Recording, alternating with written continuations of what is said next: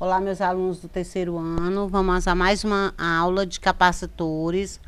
Lembrando que nós já estudamos a associação de capacitores em série, onde essa associação ela vem para aumentar ou diminuir a capacidade de associação, e ele é determinado fazendo o quê? O inverso, 1 sobre capacidade equivalente é igual a 1 sobre C1 mais 1 sobre C2 mais 1 sobre quantos capacitores você tiver. Lembrando que nessa soma você deve tirar o menor múltiplo comum dos denominadores. Se eles forem iguais, depois se realiza o meio pelos extremos. A carga é Q1, que é igual a Q2, que é igual a Q3, igual a carga total. E a diferença de potencial, DDP, é o U1 mais o 2 mais o 3. Lembrando que a fórmula para achar a capacidade normal é C, que é igual a Q sobre U. Nós vamos ver aqui uma associação de capacitores em paralelos. Na associação de capacitores em paralelos, o potencial elétrico é igual para todos os capacitores, que é o U, né? O 1 é igual ao 2, é igual ao 3, ao contrário da associação em série.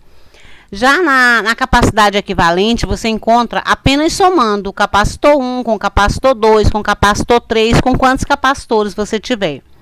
A carga armazenada, que é a carga total, é igual à soma de Q1 mais Q2 mais Q3. Aqui um exemplo, 3 capacitores de capacitância igual a 2 microfarad. Lembrando que o micro é igual a 10 a menos 6. 3 microfarads e 1 microfarad são associados em paralelos. Determine a capacitância equivalente dessa associação. Como é em paralelo, a capacidade equivalente é C1 mais C2 mais C3. Somando 2 do capacitor 1, 3 do capacitor 2 e 1 do capacitor 3, você vai ter o quê? 6 microfarads, ou 6 vezes 10 a menos 6 farad. Lembre dos submúltiplos que vocês já estudaram. Um outro exemplo aqui. 2 capacitores de 2 microfarads e 3 microfarads são associados em paralelo. E o conjunto é colocado sob uma diferença de potencial de 1000 volts. A primeira pergunta, qual a capacidade do capacitor equivalente? Em paralelo, lembrando que a capacidade equivalente é a soma de C1 mais C2. Somando 2 mais 3, você vai ter o quê? 5 microfarad ou 5 vezes 10 a menos 6 farads. A letra B pergunta qual a carga em cada capacitor. Lembrando que você vai achar a carga 1, a carga 2, porque são 2 capacitores, ou quantos vocês tiverem, né? A diferença de potencial é 1000, você quer achar o Q1, e o capacitor 1, você vai usar cada um, né? 2 microfarads. Usando aqui, ó, C igual a Q sobre U. No lugar do C1, eu vou botar 2 vezes 10 a menos 6, igual a Q sobre o U, que é 1000. Fazendo aqui, 2 vezes 1000, 2000, conservo 10 a menos 6, ou você passa as 3 casas, diminui aqui, né, e fica 2 vezes 10 a menos 3 coulos. Isso é a quantidade de carga 1, do capacitor 1.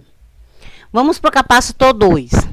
O que você vai usar de capacitor 2? 3 microfarad. Aí você bota no lugar do C o 3 vezes 10 a menos 6, igual a Q sobre 1000. Faz meios pelos extremos.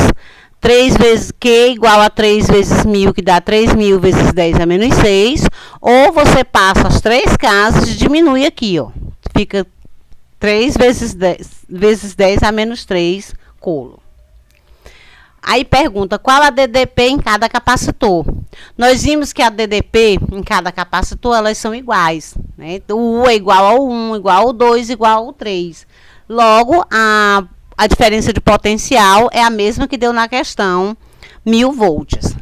Nós temos também a associação mista, que vai unir a associação em série e a associação em paralelo. Na hora de resolver a capacidade equivalente, você vai vendo a sequência para poder resolver.